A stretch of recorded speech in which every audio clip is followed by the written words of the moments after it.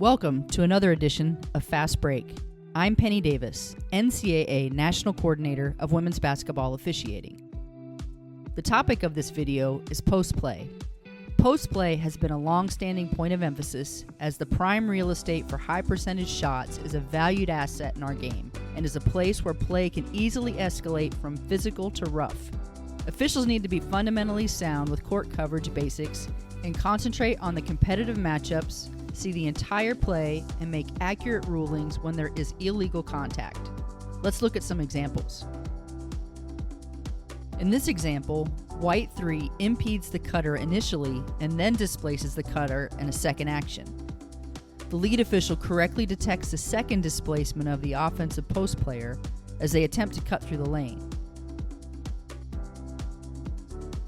Crews must be ready from the start of the game to officiate this point of emphasis. Accurate and early enforcement sets the tone of the game with a quality foul following the NCAA guidelines. Nice job.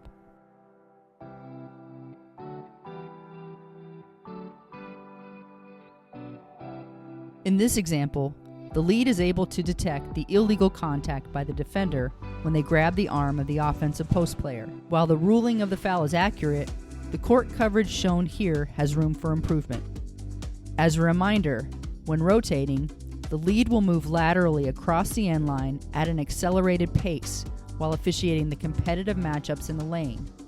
In rotation, the lead should only pick up the play outside the lane in their new area of responsibility when there are no competitive matchups in the lane. The center official will remain with the ball matchup until the lead completes the rotation and picks up the play. When the lead picks up the ball matchup, the new trail will switch to the off-ball coverage. Officials will communicate with body language to know who is on the ball. In this example, the defender wraps her arm around the torso of the offensive post player and displaces them. When the on-ball defender sags off of the ball handler, the center official is able to extend their vision and observe the more competitive matchup in the post area and correctly calls the holding foul. This play also serves as an example for improved coverage fundamentals. The lead official should more effectively mirror the ball and be at close down, ready to rotate when the pass is made to white 22. The lead should focus their attention towards the action area sooner and rotate with an accelerated pace to allow them to observe this off-ball foul in a more timely manner. A foul shall be ruled when a defensive player pushes a leg or knee into the rear of an opponent or extends their foot or leg into the vertical space of the opponent to hold, displace, or otherwise inhibit the movement of the offensive post player without the ball. This play is correctly called by both the lead and center.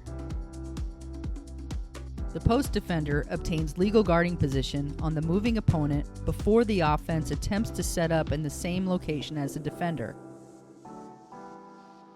The defender obtained their position legally and is then displaced by the offensive player who backs into and knocks down the opponent.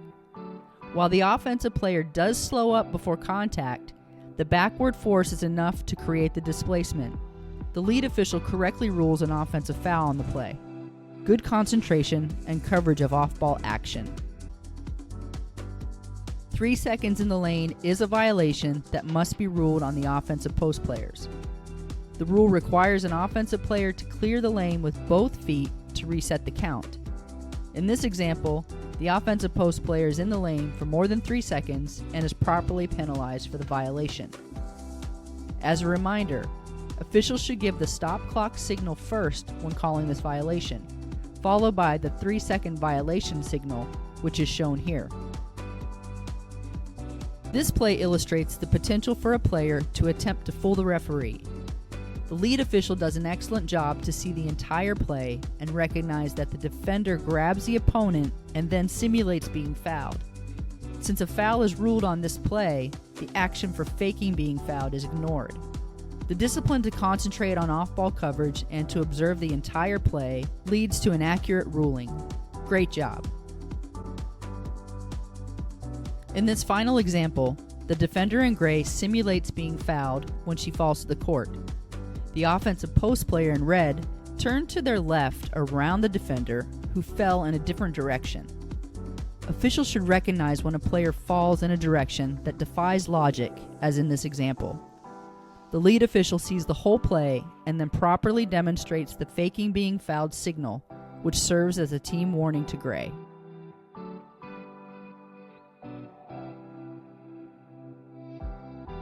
Thanks for your support of women's basketball. Would you like to be an official? Please visit the website posted here to learn more.